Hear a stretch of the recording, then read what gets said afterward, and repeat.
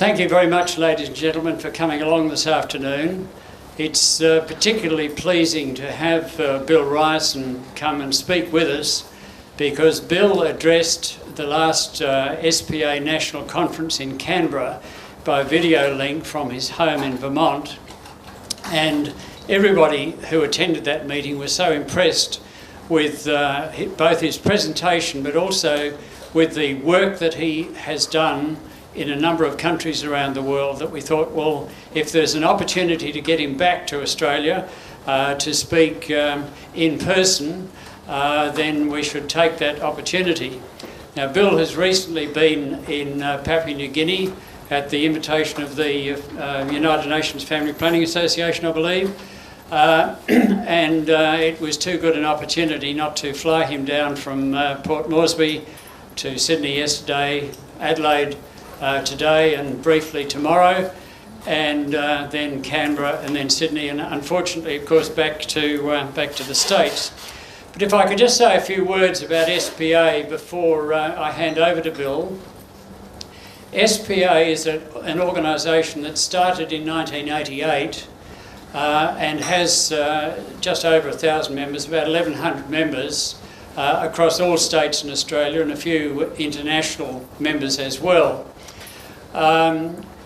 We recognise that the world is living unsustainably, that we in Australia are living unsustainably, and that the reasons for that, the primary drivers for that unsustainability, are both the pressure for more economic growth and for population growth. But recognising also that most of the conservation groups in Australia are looking at one or other aspect of what really comes down to per capita impact, then SPA has decided that its primary focus will be on the population end of that equation. Impact equals population times, or numbers, times per capita impact. We're looking primarily, but not exclusively, at the population end. We have a website for those of you who are not members at www.population.org.au, and we have a number for science patrons, among them Tim Flannery and Ian Lowe, and a non-scientist, Paul Collins, who might be known to some of you through his book God's Earth. Paul Collins was a Catholic priest who was very outspoken on subjects such as family planning, contraception, and the need to limit population growth, and not surprisingly, the Catholic Church was not all that keen on that message. Paul is now continuing to write and is a very, very interesting person who is still within the Catholic Church, but not as a priest. On your seats, you will see that there's a form for joining SPA if you wish to join us. A couple of in-house announcements. There are 3 unisex toilets down the corridor just opposite there.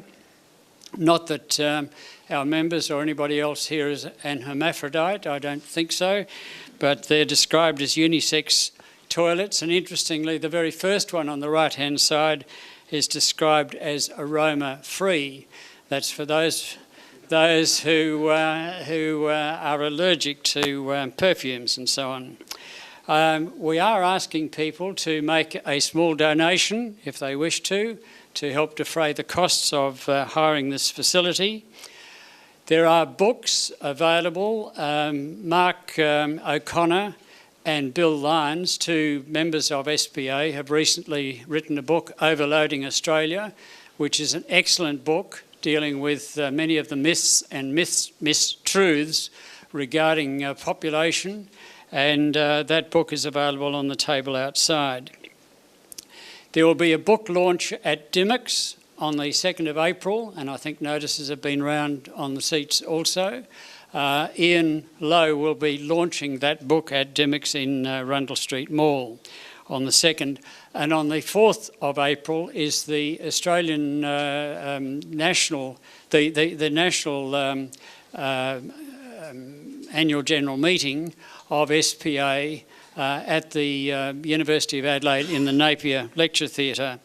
And I can tell you that the incoming president is here this afternoon. Sandra Kank, if you'd like to just stand up and show yourself.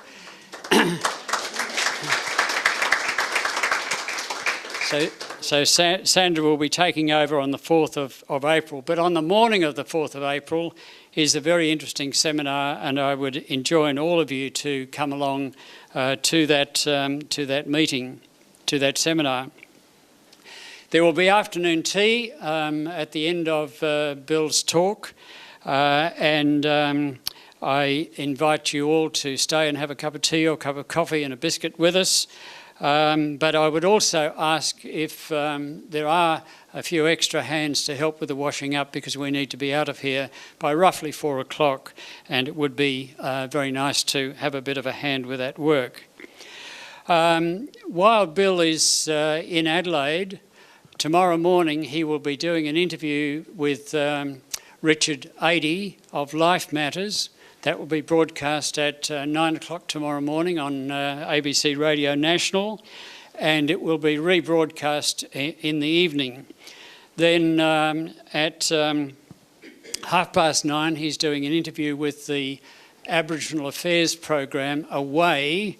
I'm not sure when that will be broadcast, but Away is normally broadcast on Saturday at 6 o'clock and rebroadcast on a Monday afternoon at 3 o'clock. And on Tuesday night, Bill and Mark O'Connor will be on the Philip Adams program at 10 o'clock at night from Canberra. Now, as I mentioned, Bill gave this absolutely excellent talk in Canberra, and it was so impressive, particularly when so many of us are so dismayed at the direction that the world is taking, to hear from Bill of the really exciting and the successful work and the important work that Bill's organisation is doing in a number of countries around the world. So I'll hand over to you, Bill, and thank you very, very much for coming along.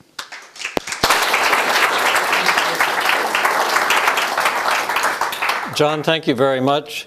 Let me just ask the person at the camera, is that adequate volume for you? Okay, good. I won't have to hold that. It's a great pleasure to be here. I'm very happy to finally be able to meet members of SPA in person. As Woody Allen said, 90% of life is just showing up. So finally, a year after my talk here, I'm showing up. And it's also a personal pleasure for me at another level. My great-grandfather came to Australia with his father and brother during a gold rush, I guess sometime in the 1800s. 1860 to 1890. Yeah. And this boy, my great-grandfather, was probably 14 at the time, and he had maybe a 10-year-old brother in tow with their father, and their father died. And these two boys were alone in Australia in a gold camp trying to figure out what to do, and they finally got their way back to Scotland, where they grew up. Their mother was in Scotland, but I probably came that close to being an Aussie. And then in 1925, my father came here and worked on a sheep ranch right after he got out of college. He was working his way around the world over a 1.5-year period and spoke very highly of this country. So for me, it's a great pleasure to finally be here.